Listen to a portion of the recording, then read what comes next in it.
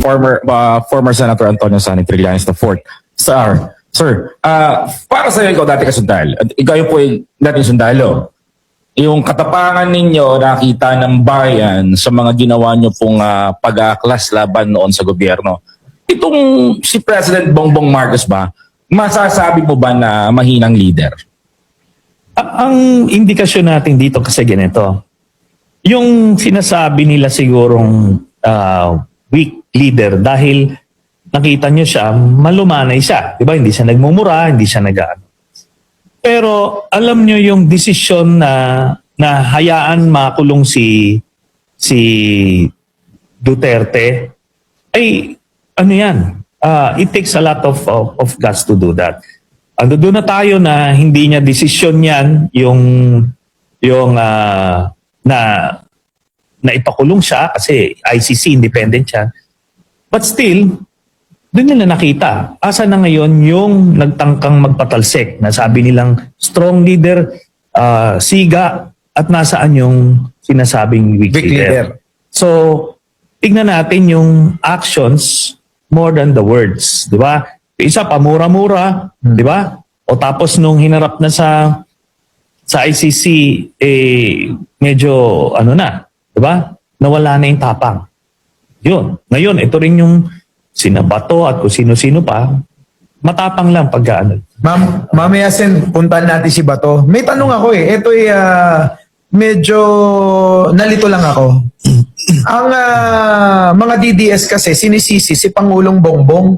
Samantalang kayo yung aminado na nagpakulong kay Digong. Bakit po ba ganun? Diba kayo umamin at noon pa man marami nang nagsasabi na ipapakitang ebidensya na hahabulin nyo siya, sila, kasama si Bato, Bongo, Sara at iba pa. Pero bakit si Pangulong Bongbong po yung sinisisi nila? Kailangan kasi nilang bigyan ng rason para magalit yung mga Duterte base kay President Marcos. Kaya nga nasabi mo, final namin to 2017 pa, gumulong ito. Hindi naman ito parang sinabi ni President Marcos na mag-issue kayo ng warrant. Kaya ano? Hindi ganon. Kusang nag-issue ng warrant yung ICC base sa ebidensya na kalap nila at dahil doon, dinaan sa Interpol. Ano gagawin ni President Marcos? Aarborin siya. Papatalsikin nga siya eh. Kumbaga magde-define ng international agreement. International agreement yan. Yung with the Interpol. Pagka merong na-issue ng red notice, tutulungan mo. Kasi tayo, tinutulungan. Ganun lang naman kasimple yon. Kaso nga, syempre, kailangan palabasin ng mga Duterte na para magalit, kagalitan. Pero ang sinasabi natin dito is yung strength or weakness ng isang presidente ay hindi mo nakikita yan sa demeanor. Yung pananalita, yung kung malumanay o hindi, o ito isa, pagmura ng mura, di ba? Ay simple din lang naman. Yung kay Duterte, yung sinabi niyang strong leader siya pero ginamit niya sa masama eh. Di ba? Inabuso niya. Kung ang ginamit niya, yung kapangyarihan niya, yung kasigaan niya na yon, ginamit niya maghabol ng mga kurakot. Di sana wala. Habulin yung mga drug lord na tunay, kagaya nila Michael Yang, di sana wala. Kaso nga, kasabwat siya eh. Kasi doon sa pangungurakot, kagrupo niya itong mga ito. Tsaka ano dito, no, Sentry, no? Ang nangyayari po kasi dito, yan yung kanilang naratibo. Parang nga tama kayo, magalit ang taong bayan kay Pangulo. Samantalang sabi nyo nga, 2017 pa ito na isampa. Correct. Ang hindi nila tinetake up, yung mga kamag-anak ng pinatay. Hindi ko sabihing namatay, pinatay. Correct. Diba? Pilipino yun eh. Nga po. Hindi naman foreigner yun. Opo. Yung mga nabiktima. Pero ang tutok nila para maging kaawa-awa ang dating ni dating Pangulong Duterte. Kawawa siya. May edad siya. Dinala niya pa sa ibang bansa. Ang hindi nila tinitignan at hindi nila talaga tinututukan, paano yung pinatay? Nang walang kalaban-laban. Correct. Walang due process. Walang ano. At talagang tinlano at may dagdag lang tayo. At dadagdag ko na rin, Sentry, alam ito ni Mayor Magalong. Nagmamagano! Di ba ano siya dati? Ano siya naman? Oversight committee head. Oo. Hindi ordinaryo yung kanyang function, Oo. yung kanyang posisyon. At inamin niya na kinausap niya yung mga generals sa isang command conference. Pinapagalitan daw niya. At pinagsabihan din daw niya at the time, General Bato de la Rosa. Kung pinapalam niya, mali yan. Kasi nakita daw niya na may mga sa listahan na talagang pinatay lang. Ang tanong ko sa Sentry, kayo naman magkaibigan ni Oo, Mayor Magalong. magkaibigan po kayo, Sen, ha? May tiniwan na ba siya? May tiniklaro ba siya na mga generals na napatunayan naman niya na talagang lumabag sa batas? May record ba tayo? Ito po yan, no? In addition sa sinabi nyo, Yusek Claire, sinamin mismo ni Mayor Magalong na sang-ayon siya dun sa war on drugs. So in short, wala siyang reklamo na nag-work pa nga daw. Sabi niya, tinanong, may kwento pa siya na may tinanong daw siya na madre na sa Baguio na ano daw, ngayon daw, safe na, wala na. Teka muna, wala namang maggagahasa sa madre. Di ba? Ano ba naman, may butas naman yun. Di ba? Walang gumagalaw. Kahit yung mga snatcher, hindi nila ginagalaw yan. Bakit sasabihin? Mga drama naman kasi. Pero anyway, ang bottom line nito, he was part of it. Kasi ando doon siya sa higher echelons niyan. Pero yun na nga, that's a side issue. But makikita mo yung ano niya, inamin niyang admiration niya kay mga estilo ni Duterte. And let me just add yung sinasabi niyo. Yung mga Duterte, nung kasagsagan nung patayan na yun, pinagmamalaki nila yung patayan. Tama yan. Ngayon, parang they are denying that it ever happened.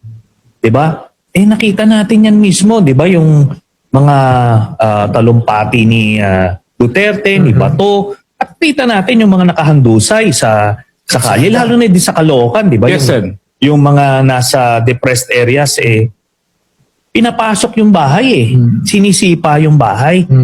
Yung pinto, tapos kung wala doon yung hinahanap, kung sino lang itutumba. Pangkota.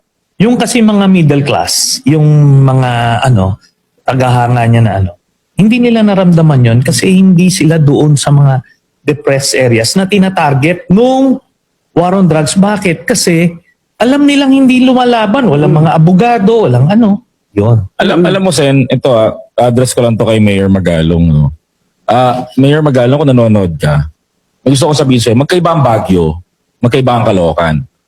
Alam mo ba yung nangyari sa kaibigan ko si Kian de los Santos? No. Na kinuha na lang, basta-basta, tinaniman ng shabu, binaril.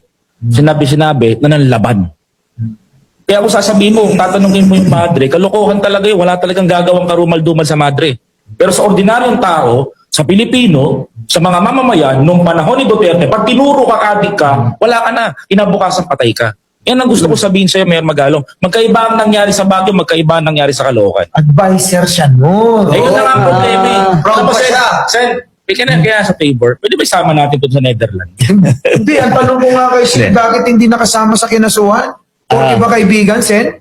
Hindi. Siguro siya nung time na yon low-key siya at hindi siya diretso dun sa chain of command, no? Yung mga kasi itong mga makita mo yung pattern dun sa mga kasama, mga sangkot dun sa kaso.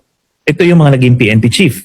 Yon, sunod-sunod diyan si Bato, yung namatay na Kaskolan, si Albayalde. So sila yung mga panahon na yon. After kasi ni Albayalde nung sinimula na yung preliminary examination sa ICC, humupa, nag-abakra sila kasi alam nilang may sabit na sila. So nagbawa sila ng But ang kuwan ko lang dito is yung kapulisan, general siya noon, senior general ng PNP. Ang trabaho nila was to serve and protect the Filipino people. Pero dahil takot silang tumindig kay Digong, pinapalabas na lang nila na tama yung ginawa. Pero wala akong believe dyan sa mga yan dahil hindi nila kayang tumindig at magsabi mali yan, sumang-ayon na lang dahil sa takot. Hindi, balikan kasi yung mga madre, di ba? Oh, Sabi nga, Yusek. tahimik daw. Hangang-hanga daw yung mga madre. Dahil tahimik ang Pilipinas, walang krimen. Panahon ni Pangulong Duterte, yung mga missing sa Bongeros Tama, Correct. tama. Ilan yun?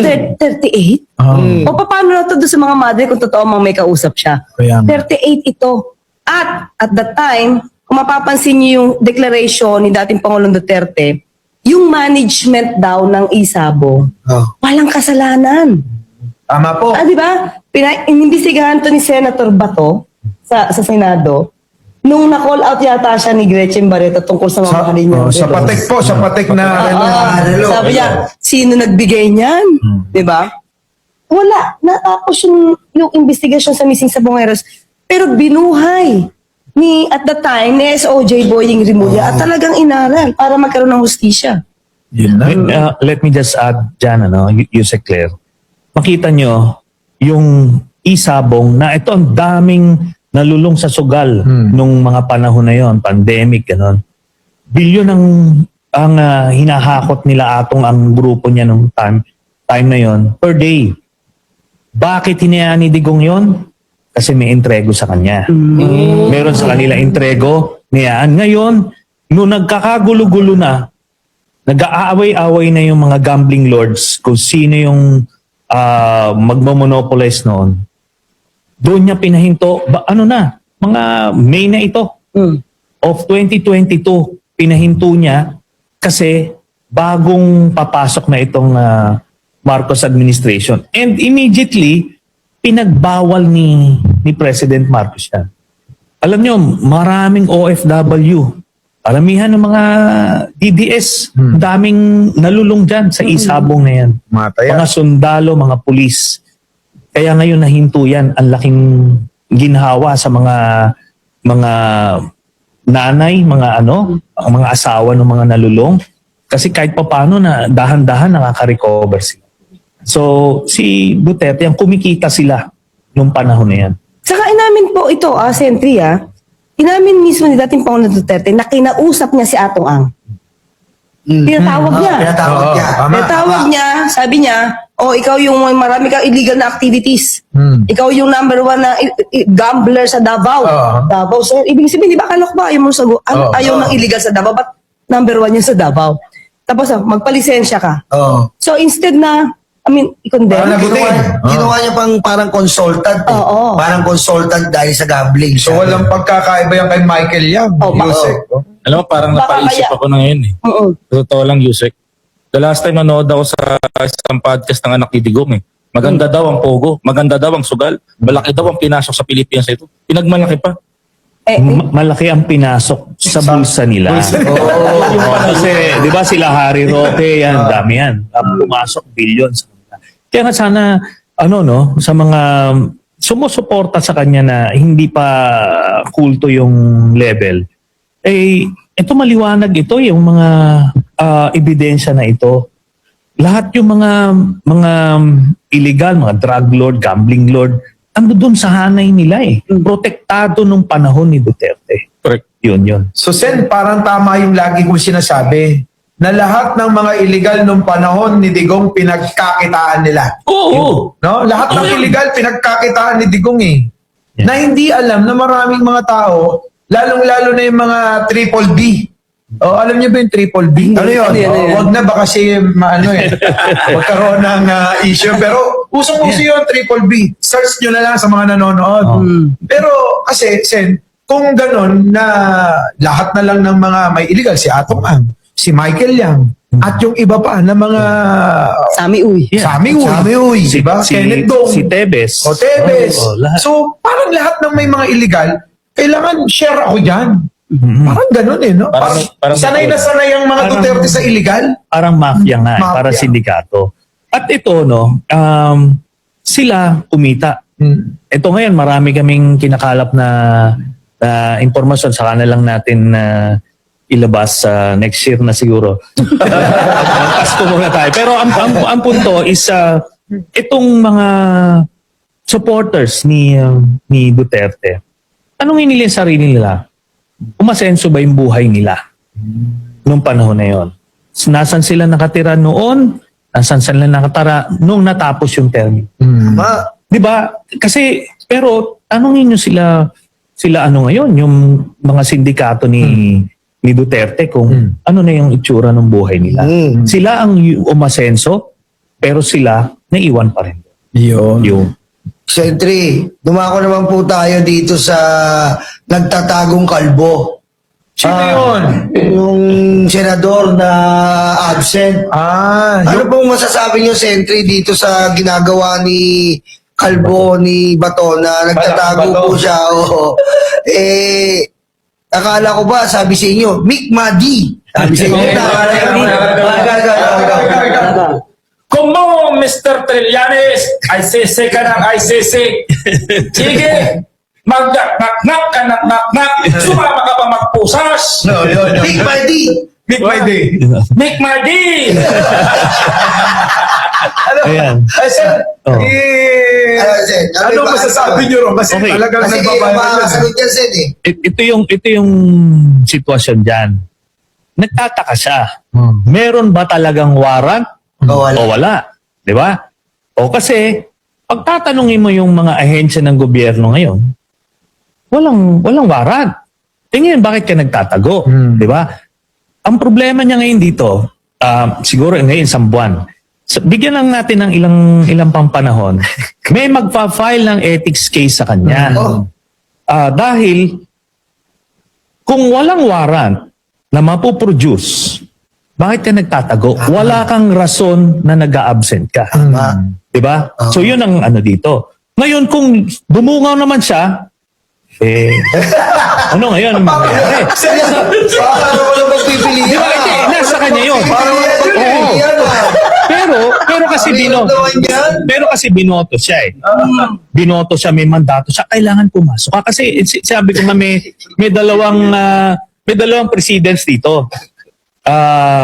Yung case namin ni Sen Laila, ni Kong Laila ngayon, naditini kami nung 2003 to 2007 nung nagsenador ako, nakadetain siya rin, nakadetain.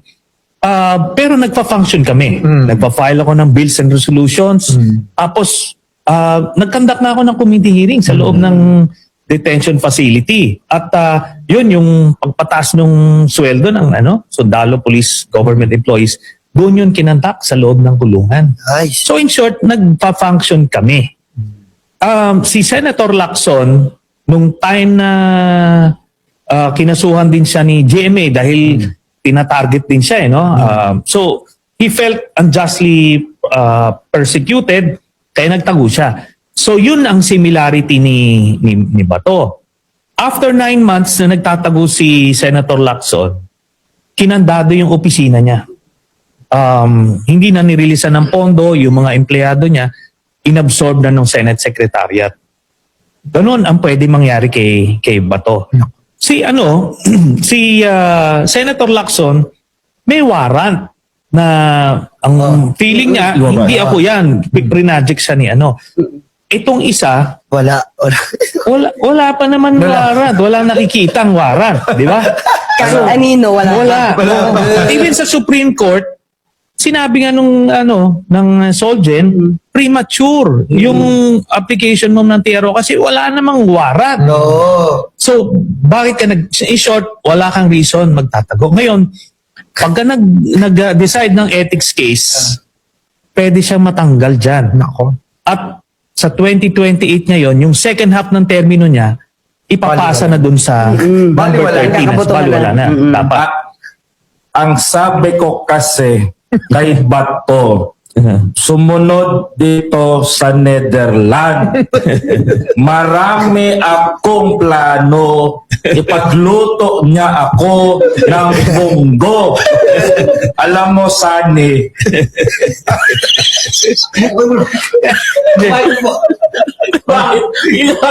sabi ko, alam mo, Sani, believe talaga ako sa'yo.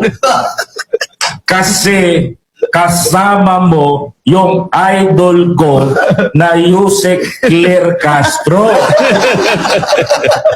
Sani, kapag Yusek Claire kapag pwede ba mag-tandem kayong dalawa. Uuwi ako ng Pilipinas, mag-uli ako sa Davao, sabihan ko ang mga tao doon na ako, iboboto ko si Sani kapag kasama si Yusek Lea. Okay na Sani, si Bato. Matanggal man yun sa Senado. Pag-test na tayo, dili na kita batuhin ng microphone. Ay, naku, Yusek, may tanong ka pa ba? May revelation kasi. Alam mo naman, pinanonood ko si Senator Trillanes eh. Sabi niya, ang susunod daw ay si Senator Bongo Oo. at saka si General Albayalde. Oo nga. Eh, in-announce mo yun, Sentry. Oo nga. Baka magtago din. Oo nga. Oo. Actually, kung gagawin yan ni Bongo, edi -1 ka na naman na problema sa sa Senado. Oo, kasi 'di ba nagtatangka sila constantly na na papatalsikin daw nila si Senator Soto. Edi kumaga hindi kawalan, no? Hindi kawalan. Pero itong dun sa kaso nila, sabi ko nga it may develop into up to the issuance of a warrant. Pero it's up to the ICC to do that. Pwede silang suddenly huminto sila after Bongo o pwede na ituloy. Pero meron silang ibang mga nalistang mga sangkot. Yun nga na-mention ko sa aking post. Sen, di paano yan nalalapit na, di ba, Yusek, nalalapit na rin yung may nag-file na ng bagong impeachment na nagpaplano na i-file sa February. Paano yan? Wala na silang bilang. Wala na si Bato. Tapos mawawala pa si Bongo. At yung iba, parang magbabakasyon pa sa ibang bansa. Hindi. Pinayagan ba si Senator Jinggoy? Magbabakas na sa Zelda. Baka yung nag-around the world, ang tumal, si Pulong. Hindi, yung mga boboto, napapabor dapat kay Sara para hindi hadlangan yung pagkaka-impeach niya. Kasi si Bongo, si Bato, wala na parang wala na silang, kulang na. Sa madaling salita, kulang na sila ng bilang para depensahan yung impeachment impeachment complaint labang kay Sara Duterte. Maganda yon para sa sambayanan. Pero ito yan. Base dun sa bagong ruling ng Supreme Court, pagka nag-file ng impeachment, at may magpa-file ng impeachment ito sa civil society, doon sa mga progresibong grupo. So, kailangan aksyonan niya ng House. At sabi ng Supreme Court, kailangan mag-conduct ng hearing sa House. Di parang quadcom yan. Doon pa lang, hindi makakakontra ito. Sina Marcoleta, yung mga DDS senators, hindi nila maaharas yung mga testigo. So magkakaroon ng panahon na makakakalap ng ebidensya at makikita ng taong bayan. Doon pa lang. Now, without any interference from the Duterte senator. So it's even better para sa taong bayan na makita yung katotohanan dito. Correct. Pero ang tanong ko ito, Sige, Yusek. kasi sabi ni Sentry magpa-file Friday, tomorrow na yun. Yeah, Oo nga. tomorrow. Plunder. Plunder. Sabi ni Ombudsman, medyo mas madali daw pag malversation of public funds. Sila naman yung Mag-assess. Oo, kagaya ng kunyari, pag nag-file sa kanila, magpa-fact finding sila, pag nakita nila ang angkop na kaso ay malversation, di malversation po yung ipa-file nila. Pero yeah. Pag heinous crime ito, na sa plunder, maski na yung malversation of public funds, depende sa amount, pwedeng maging no bail. Kung, ayoko na mag-speculate, kung lang po, in general, masampahan, baka sabihin nila, hindi kami pwedeng ikulong kasi vice president kami. Impeachable offense, impeachable officer siya. Well, he would have to make a recommendation sa appropriate body, the House of Representatives, na tipong, impeachable officer ito. So, may nakita kaming probable cause. You do your thing. Ganon. Ito lang sa akin, analysis ko lang to. Kasi kayo, Di ba sabi nyo nga, nakulong kayo. Pero tuloy kayo nagtrabaho, di ba? Yeah. At that time, sumusweldo kayo, pero tuloy Yes. kayo. So, ang vice-presidente, hindi naman siya, wala siyang immunity from suit. Yeah. So, pwede siyang sampahan. Yes. So, pag nakulong siya, pwede naman siyang mag-work from the jail. So yan, it's going to be a test case kasi wala pang mga precedents diyan. So pwede ka naman pag sinampahan ka ng kaso, kung ma-detain ka man, hindi ka naman tinatanggalan ng Yes. titulo. Yung impeachment is tatanggalan ka ng titulo. Kaya pwede siyang isabay. Impeach ka, same time ka Hindi nga, ang mangyayari, sir, yung naging nangyari sa inyo. Yeah. Saka ni Senator Leila de Lima. Nagtrabaho, hindi tanggal sa posisyon, kahit nakakulong. So, pwedeng gano'n. Kasi, Pwede. Ang immunity from suit kasi ng members of Congress kung yung mga 6 years and below yung mga kaso. Pagka beyond that, wala kang immunity at during session. So itong sa kanya, walang nakadetalye. yes, opo. So of course, they will try to seek judicial remedy sa Korte Suprema, pero we will see kung ano magiging desisyon. Pero pwedeng sabayin yun. Yung investigasyon, for sure, walang pigil yun. Pwede siya imbestigahan. Then, Kasi ang pwede- presidente lang naman na may immunity from suit. Yes. So, yun din yung nakikita ko. Baka pwede, kung no bail ito, pwede makulong. Nako.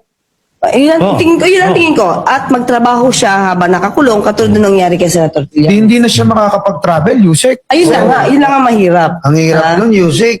At saka meron pa akong isang tanong Hmm. Kay ano naman po yung gustong mag-around the world? Yung pong best friend po ninyo. Di po ba dati malaki katawan nun, parang singlaki ni Rocky halos yun Si Pulong. Di lumiit, nakita nyo naman, di ba? Parang na siyang natuyot. Ang hinalangan ng iba, may malalang sakit. Ang tanong ko, hindi po doon sa kanyang kalusugan, Sentry. Paano na ngayon yung tato? Yung code baka hindi na mabasa. Di ba? Kasi kumulubot na kumulubot na. Alam niyo yan, yung tato na yan, sinasabi lang, baka daw ngayon, mabura na o burahin na. Ang problema kasi, merong dyan sa pag-miyembro ka ng triad, pagka dinisown mo sila, ano yan, parang death warrant mo yan. Yun lang, yun. Oo, kasi hindi ka pwedeng kumalas. Once pumasok ka, hindi ka pwedeng kumalas. So kaya hindi niya pwedeng burahin yon. Yun ang problema niya. Kaya ako, nung time na yon, confident ako Sabi ko, pakita mo. Ayun, namilipid sila doon. Hindi nila alam na yun ang tatanong. Pero umamin siya noong una na may tattoo siya sa likod. Di ba? Umamin siya on record. O sabi ko, yan yung sign ng membership. So dragon tattoo. Doon siya nagulantang Kitang-kita ko yung kaba niya na paano niya lulusutan yun. Sabi ko, pwede ka naman pumunta lang sa isang sulok, sa isang kwarto na bakante doon. Ipicturean lang ng Sergeant at Arms, tapos si Peppercent. Kung hindi man, kung picture man ng bulaklak yung nasa likod niya, di ba? It would have been enough na masira ako Oo. Pero hindi Paano Kaso, sa pag Tweety Bird? Oo nga, baka sisiyo. yun na nga. So, pero talagang nila, they made sure na hindi mailabas yun. Alam mo, Sunny, sinabihan ko si Pulong, pag nakita si Tweety Bird sa likod mo, wala na. Uwi na tayong Davao, dili na ako magpresidente talaga. Mag-resign man ako dapat kung Sunny. Pero ganun kasi sila, brother. Oo. Si Duterte, yung salita niya, iba yung nangyayari. Ibig sabihin, iba yung sinasabi sa ginagawa niya. Totoo. Yan ang style ng Duterte. Kaya marami pa rin nalilin lang talaga. Ibig sabihin, Yusik, kasi yung ganong style ni Digong, may market talaga